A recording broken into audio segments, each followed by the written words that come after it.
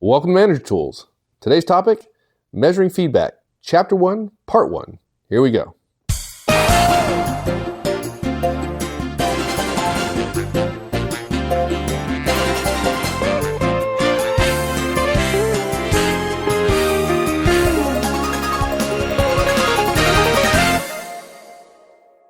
We get asked all the time, how much feedback is enough? As if they're worried that they're doing too much feedback. Yeah. Mark, I'm really afraid. I'm concerned. I'm giving too much feedback. And I get this look on my face like, really, that's awesome. He says, why it's awesome? Because, just the idea that someone could give too much it just suggests that you're like a world-class manager. And he's like, well, thanks. Because, I'm probably giving 2 or 3 a week, and I just feel like I'm just pushing the limit over. Just killing them. Just killing them. Yeah. No, that's not too much. Yeah. Okay, so how do you answer the question about that you get, how much feedback is enough? My answer is more than what you're doing now. and you're always correct, right? Yeah. No, yeah. People ask sometimes, we get questions, it's similar to the question, how many meetings should I have? And there's really no right answer to how many meetings a particular manager should have. I might say 5 in a week and you might say 7 and somebody else might say 3 and all of us hypothetically could be right. If you're doing 10 meetings, you're doing 2. If all of them are efficient and effective, I wouldn't care whether you're doing 10 or 2. But look, with feedback, the answer for 90% of managers in the world at all levels, 90% of the time, isn't whether what you're giving is enough. The answer is there's no way you're giving enough feedback such that you might be giving too much. Right? Simple as that. Yeah. So let's take it from a different perspective, which is, can we help people to measure to get them to a point where... To start, right? Right, something. Let's get them started. Yeah, and that's what this cast is about, is the basics of measuring the feedback that you give. And we have 5 recommendations. The first one is, we've talked about this before, Manager Tools team, we believe measuring matters. The greatest management principle in the world, of course, the book says, the things that get measured are the things that get done. Rule number 1, always remember when you start measuring something, measure the quantity first before you get into quality. Okay. Second thing is, the way to measure feedback is to count only how many instances of feedback you give each day. Don't worry about whether or not it's to a particular person or all to one person or across the board or trying to give a certain amount to each person. It doesn't matter. The only thing you need to measure is how much feedback you're giving per day. Okay. If by magic you get to 20 bits of feedback a day, which is mind-bogglingly impossible, beyond impossible for the average manager to keep up for any length of time. Yes, I suppose if you had 10 people working for you and gave 20 bits of feedback, 20 instances of feedback to one of them and ignored the other 9, I would have a problem with that. But that's never the problem. Right. The problem is people don't get anywhere near that. And so we really don't worry yet about whether or not it goes to one person or another. We'll talk about that later. Then we have 2 techniques for keeping track. Technique number 1, our third point is technique number 1, which is the famous Mike Swenson poker chip trick. And having poker chips at work is awesome. It works on just so many levels. No. Although now I've noticed that some golf courses use poker chips as ball markers, which are a little big for those of us who are purists, but that's another cast. When we start golf tools, right? I would use a dinner plate. There you go. That'd be good. Yeah. And technique number 2 is hair bands, believe it or not, or scrunchies. And then last, we want to talk about in point 5, how to progress to a reasonable number, which is not as big as most managers think, because most managers can't progress to the kind of numbers they probably have in their head to begin with. Okay. Let's talk about your first point here, which just drives me crazy. Measuring starts with quantity. So why does that drive you crazy? Well, because everybody knows quality measures. If I do a bunch of a number of repetitions of crappy work, it's still crappy work. I'm sorry. Yeah. So you're seeing that we not focus on quality. Okay, but hold on a second. Quality does not matter. Not only is it not free, it doesn't matter. Because you're part of the cast, I'm going to accept that your statement has some rationality and some validity, and so I'm going to say, okay, your head's getting ready to you explode. said Okay. no, really not. I'm very calm. I'm just gonna flay your argument into 1,000 little pieces in front of hundreds of thousands of listeners. Okay, let me make sure. You said if people do crappy work, regardless of how much they do, not it's me, still crappy with somebody work. else. Someone else, a third party, yeah. A disinterested third party who doesn't listen to Manager Tools. That's right. If they do a bunch of crappy work, i.e. crappy feedback, it's still crappy feedback. Right. Yeah, and I think that's true, but what's your point of that? I mean, I agree with you. If they do crappy work, it is crappy work, but I'm not following. We're getting down to the quantity versus quality issue. Even though that's true, tell me why that should be persuasive to me. Well, if I'm doing crappy work, poor work, Right. I'm not being effective with it. Right. Then the quantity of ineffective work is just a bunch of ineffective work. Right? Yeah, and it could be worse, actually. And in fact, Or I could do harm. I could do harm. Right? That's the case. That's where you're going, right? Yeah, Sorry, sure. No. You had it. I just needed to sort of tease it out. Try to help you build up. I'll help you build up the best possible argument before you flay me. Yeah, exactly. Yeah. So, but that makes sense to me. I agree with you there. That is the logical extension of it. Okay. But would you agree that when you say that argument, as a defense of the idea of measuring quality, that you're essentially comparing poor work, crappy work, against good work, right? Good work, high quality versus crap, or low quality. Or in the case of bad work that actually does more harm than it does good. That would be low quality, that'd right? Be low, right. Yeah, basically what you're doing is saying, Mark, I don't want to count crap. I want good stuff, right? That's right. And so therefore, why would I measure poor quality? Why would I say quantity is all that matters? Because we may be hurting ourselves. Yeah. Okay, let me suggest though, and this is really interesting. I didn't expect to talk about this, but you're comparing two quality standards, or not standards, but you're comparing two outcomes of work, low quality and high quality. That's right? And you're saying, if I only count quantity, I'm essentially supporting or subsidizing the idea of low quality work. And you're saying, no, you can't do that because we should be only subsidizing or supporting high quality work. That's right. But what's the difference between low quality and high quality work and no work at all? Well, one is you're actually doing something. The other one is you're at least paying attention to the problem. You're trying to get better. Right. Yeah. And the other one is you're doing nothing. Right. I would argue that's the problem. I would argue in a nutshell that what you're suggesting, I can't argue with the truthfulness of saying I would prefer high quality work. But in order to get some work, you have to do something. Right. What I'm saying is that you're right. It'd be better if I'm supposed to throw something a certain distance, and I throw it and I throw it and I throw it and I don't make it. You could say to me, you didn't make it. You could argue, well, you're not doing what you're supposed to do. You're not throwing the ball 50 yards. You're only throwing it 50 feet. And so that's not any good. Right. My argument is, let's at least get people throwing the ball. Right. Because if you've got two groups of people, one who is throwing the ball and one who is not, in other words, you're saying, let me reduce your argument to an absurdity, right? You're saying if they can't reach the target, they shouldn't be throwing the ball at all. There you go. That's what you're saying. This is like Margaret Thatcher saying about income inequality. I'm actually not saying that, but that's the argument That's exactly what you're saying. The beauty of me saying that that's what you're saying is that allows me then to flay it. If you take that away from me, then I take back my comment about being able to flay your argument. And the reason I bring this up is because our audience tends to skew, less so these days than it used to. Right. But it tends to skew technical. Bunch of high C's, right? Less so than before. But still slightly. Okay. And a lot of tendency of technical folks is that, look, if it's not perfect, it's no good, right? And the idea of going out and doing something that folks are uncomfortable with, that they've never done before, and the fact that they're going to stink at it stops them from doing it. I would even say different. I would give a different argument, and again, I'll make your argument better for you. I don't think it's a question of technical at all, and I think you and I have talked about this. I think the politics of success in organizations that we work with, small, medium, and large, is such that there is such an interest in avoiding failure. Right. There's such an interest in avoiding being wrong. I've seen people sit in meetings, which an hour before they were telling me about a great idea, and somebody asked for ideas and they don't say a word because they're afraid that their idea is going to be picked apart or be told, oh, you don't understand, but that won't work at this level and so on. And we've said it before, the avoidance of failure is not the same thing as seeking success. So I think that's even a bigger driver.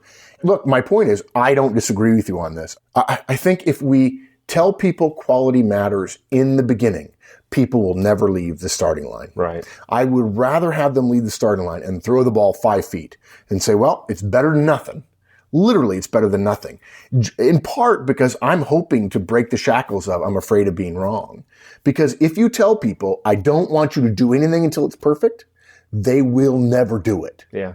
They will never do it. And you, as a human being, you just can't. I mean, look, when it comes to measuring behaviors, you have to start with quantity. We as human beings are not good at being perfect the first time we do something. We're not. If we measure quality, some is going to see that. Some people are going to see that as a goad to perfection, right? Or perfectionism, even worse. That's going to cause a lot of people to not give feedback, or not, in this example that we're talking about, not throw the ball. Because perfection takes preparation, and I'm going to always be preparing, waiting for that perfect chance to give perfect feedback. And I say this at conferences sometimes. It's sort of a joke, but fundamentally it's true. If we were animals, okay, we would be good at 4 things: eating, sleeping, procreating, and going to the bathroom. That's what animals do. And they're really good at those 4 things. I mean, shockingly good. And I like to joke with people at conferences. Without a lot of training. Yeah, not only a lot of training, they don't even have to think about it. Right. They're so good at it, they can do this stuff all day long. In fact, the beauty of it is they're so specialized. That's their gift. Animals are good at the things they need to do in order to survive. The problem with animals is they will never do anything else other than those 4 things. And the joke I tell at conferences, of course, is that there are no penguins building skyscrapers in Antarctica. It's not going to happen. We shouldn't put somebody down there to watch in case they might, because they're never going to be doing it, because they're too busy not thinking about, but still doing, eating, sleeping, procreating, and go to the bathroom. That's what they do. Okay. Now, human beings, on the other hand, a little different. We can do almost anything, but the first time we do it, we're going to suck at it. The great benefit of being a human being is you can do anything. You can build a building if you want. The downside is the first time you do it, you're terrible at it. If you told humankind since the beginning, you must do it well the first time you do it, not perfectly, just well, there probably wouldn't be any energy right now. There'd be huts and caves and so on. But the human condition, we as human beings have to be willing to try things and know we're not going to be perfect at it. Okay. Look, suppose somebody said to you right now, I'd like you, I'm going to follow you around, Mike, for the day as your executive life. Okay. I'd like to see you at some point today. Anytime while I'm watching you, you make the call, you tell me which one after the fact that you did it. It says, I'd like to see you have a perfect conversation with someone with whom you work. Perfect. And when I say conversation, more than just a question and an answer, 2 lines between you. I mean a 3 to 5 minute conversation that you and I would agree after the fact is perfect. Okay? Right? What do you think would happen? How many people listening right now, how many people honestly do you think could say, oh, I definitely know what a perfect conversation is and I'm going to be able to do it, and you follow me around and I have almost all my conversations are perfect. And we occasionally get emails from folks who appear to have pretty big egos, but I'd say the answer to that question is 0. Yeah, it's 0. If it's not 0, it's marginally 0, right? Look, we all have a lot of experience in conversations, and we're not even close. No one would argue we're perfect at it. The idea that we want to burden somebody right away with learning a new behavior. And folks, even if you've been doing feedback for a couple of years, I would still recommend not worrying about quality yet until you really have nailed the quantity measurement.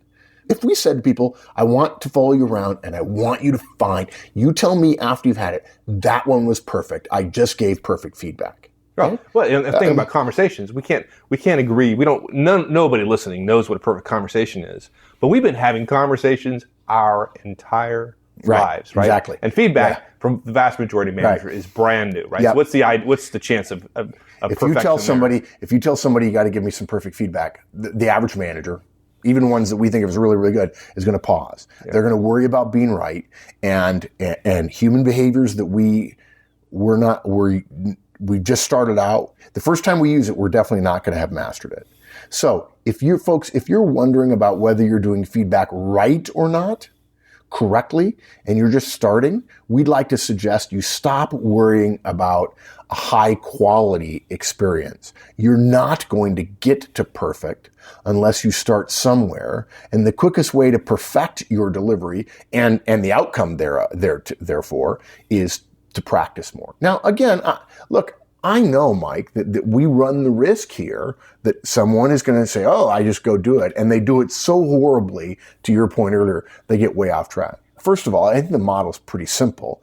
I think it can be abused. All of our tools are essentially ethically neutral. They assume ethical behavior on the part of the deliverer. We believe managers and the people who are listening to us are ethically good, but I know that there's a chance that someone could abuse this stuff, and I'm just not worried about that. If you try to worry about everything and create a perfect system of measurement, you'll spend so much time measuring, you won't have time to do the stuff that will make your organization better. Yeah, I agree. Right. I agree. Yeah. The people who would misuse this stuff or count and then say, ha ha ha, I got to 5 a week and, I'm really, really doing good, and who are unethical and are abusing it and so on.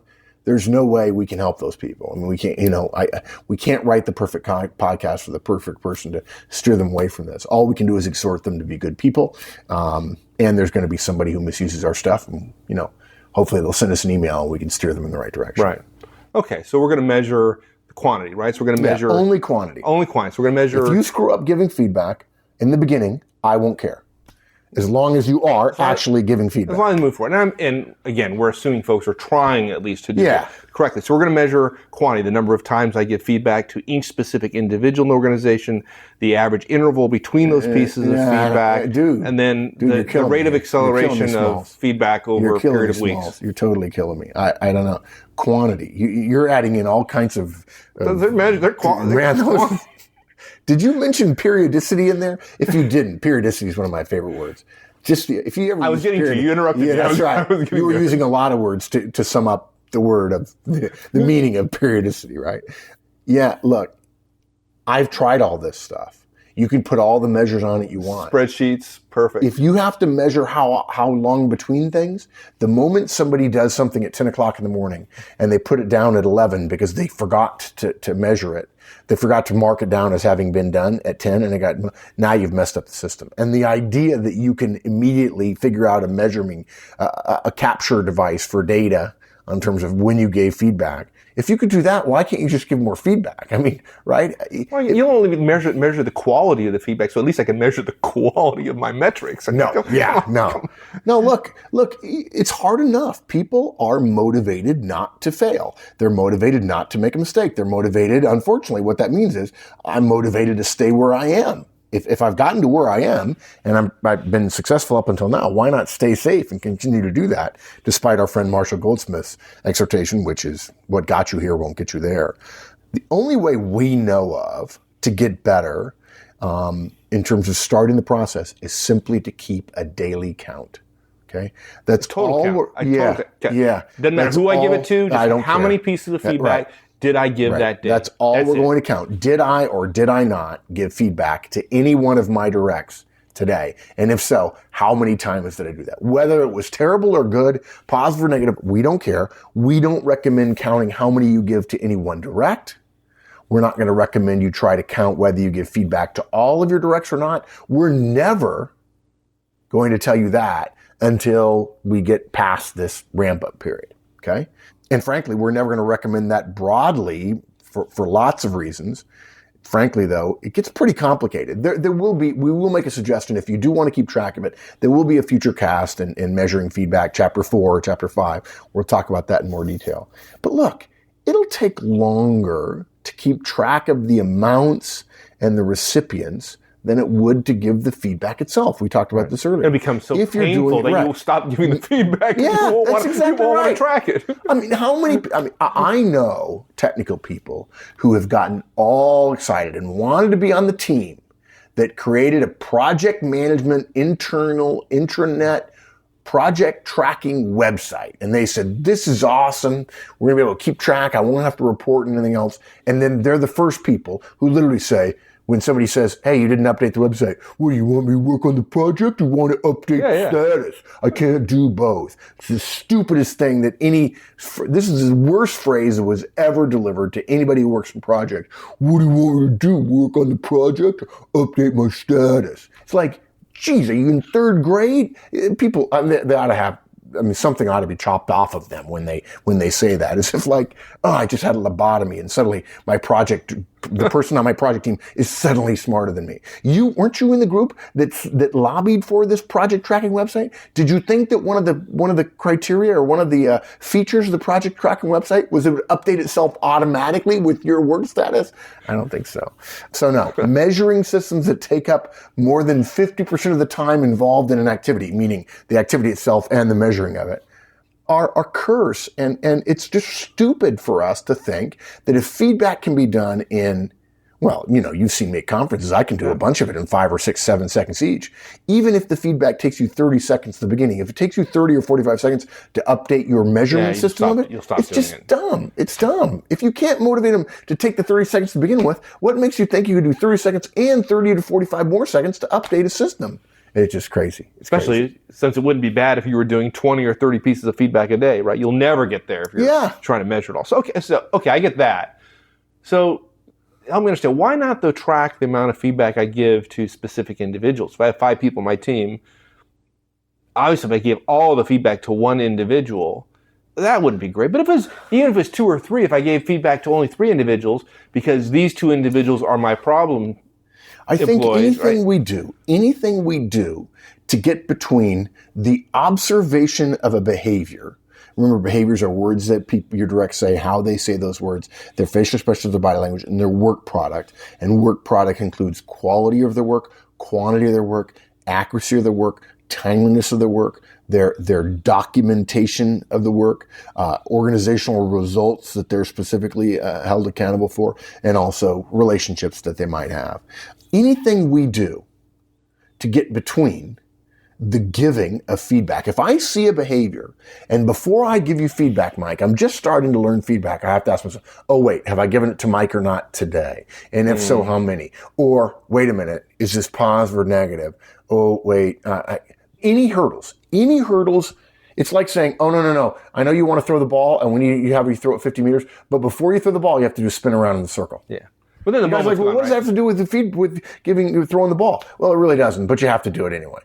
I promise you, there'll be people who say, I'm not spinning around, so I'm not going to throw the ball. So therefore, I'm just going to sit here like the other guys who said, I don't want to be wrong. I'm just going to sit here and do nothing, and then we're not going to get any different results. Right, and you won't do it there. The moment will have passed.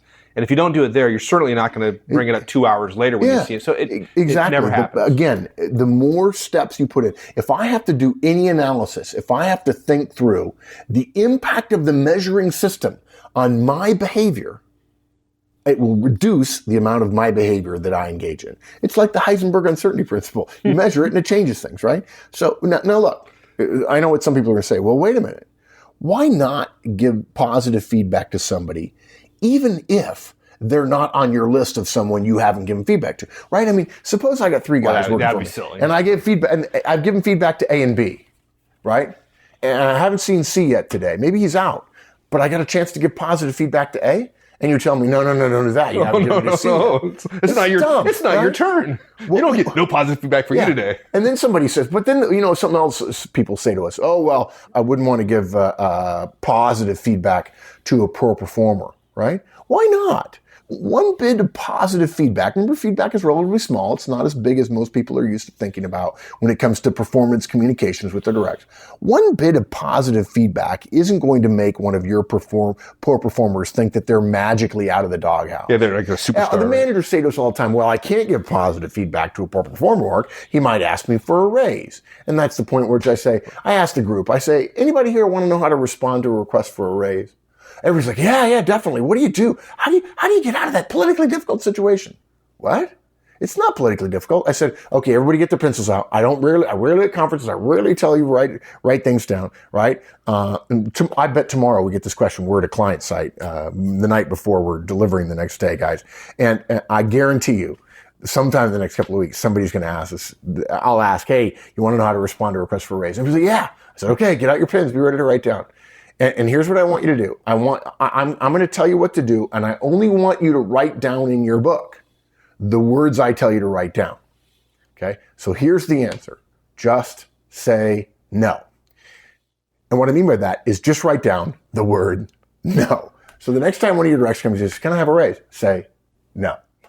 And then say, anything else? Gotta go. It's amazing. Works like a champ. Yeah. Look, why would it be bad to give negative feedback if in fact you were to that point? Why would it be bad to give negative feedback to a top performer as busy as so many of them are asking for negative feedback? Oh, it's okay, boss. You can give me negative too. I know you're giving me positive right now. It's okay to give me negative. Now look, our comments right now are predicated on a manager who is out of the rolling out the Trinity timeline, right? So if you're still in the process of only giving positive feedback and you haven't moved on to giving negative feedback, please only give positive feedback. Right. And it doesn't matter. You can learn the feedback model with positive feedback, and more frequent positives, even to your bottom performer, is not a problem. It's not going to be a problem. Now, and just to be clear, we're not measuring quality here. So right. Somebody gives feedback. Do they count it as a piece of feedback even if they just totally screwed up the model? Yeah. Now, if somebody comes up and says, hey, got some feedback for you, great job today. No, I'm not going to count that. No, they stumbled, or it took a minute when it should take 10 seconds. Don't care. Again, what you're suggesting to me is, before I give the feedback to somebody, I have to have it really perfect in my head. Otherwise, I may take the time to get feedback, but not get credit for it. Right. I don't want people to worry about whether or not they're getting credit. I just want them to start doing it. You're going to know whether you did it right or not. And we're going to recommend some quality checks when we put out future casts in this area. But I just got to tell you, there are people, managers in the world who are, if I can say so, I don't mean to sound too strong about this, but they're fans of ours who won't give feedback because they're afraid they're going to be wrong. Right. Or they're afraid they're not going to do it right. And folks, it's just as hard as saying, hey, can I give you some feedback? Repeat after me, folks. Hey, can I give you some feedback? Hey, can I give you some feedback? When you do X, here's what happens. Thank you. That's all. I mean, you and I have talked about it before. One of the things we hope to do with video is put out a bunch of examples of me giving feedback and others giving feedback and seeing, gee, that takes like 10 seconds max. And it's just like you lean over after a meeting and go, hey, dude, can I give some feedback real quick? When you're on time to a meeting, saves a bunch of time. Thanks, man. And people have actually pointed to us. You've been with me when people pointed, well, that's not feedback. I said, well, why not? Well, it's just not. It was too fast. Well, why is it too fast? Well, I don't know. It seemed kind of casual. One person at our last conference, I want to say it was London, actually said, well, you wouldn't actually do that because it doesn't sound like they're in trouble. There you go. Yeah, exactly. I remember that. I'm like, dude, they're not in trouble. They just got feedback. Well, you're going to have to explain to me about how feedback and trouble don't go together. And this isn't a cast about feedback. But it's not. Yeah. But man, that's the one thing I wish I could just manage to get in people's head. The fact that you can smile, you can pleasant, you can. Yeah. When I give negative feedback, I chuckle. Right. Yeah. That is the way feedback is. So the idea of giving negative feedback being more of a chore than positive just doesn't make sense. Anyway, so makes sense. Yeah. Let's come back to that. Yeah. So we don't care whether it's well delivered, even if you're frankly a good deliverer of the Manager Tools feedback model. We'd recommend you go back to square one with these recommended quantity measurements and make sure you're giving enough feedback, if you will, the right way, but really just make sure that you're giving enough, okay? If you've been doing it for a while, if you think of yourself as being pretty good with feedback, it's a nice way to do a reset of one of your basic, hopefully, managerial habits. The same way you do a do-over with your workout at the start of the year, or your getting things done routine. I've done the data dump. What does David Allen call that first thing when you gather it all together? It's a data dump is the wrong phrase. Yeah, But that gathering it all together, the processing, or whatever, all your inputs, the getting things done routine. Or if you use zero-based budgeting or zero-based meetings, the same basic thing. Do a quick start over. If it's a process that's important to you, it's helpful periodically to go back to the basics and make sure you're dotting your I's and crossing your T's, and make sure you've got your quantity where you want it to be. I suspect there are a lot of managers who say, I've mastered feedback, and then their feedback starts tapering off. Right. Whereas our recommendation is feedback is like one-on-ones in the sense that it never stops. And feedback, of course, happens more frequently than one-on-ones in that you're doing it so regularly, you don't even notice it anymore. Okay.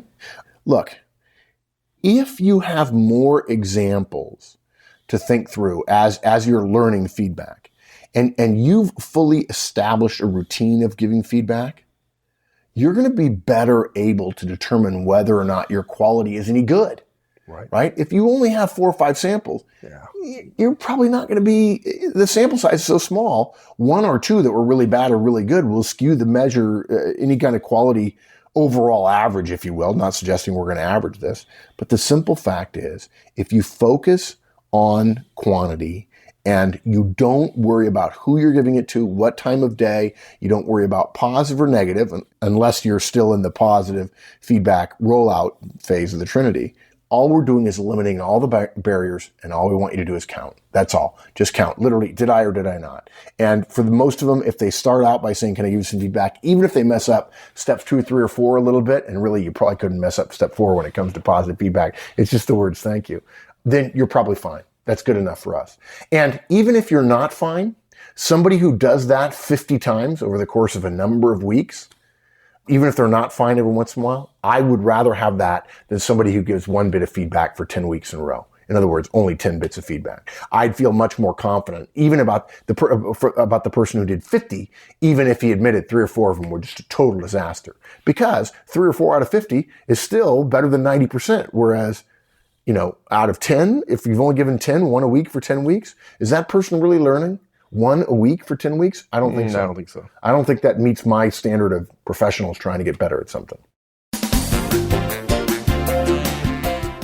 Thanks, everyone. That's it. We'll see you next week. In the meantime, have a great one. So long.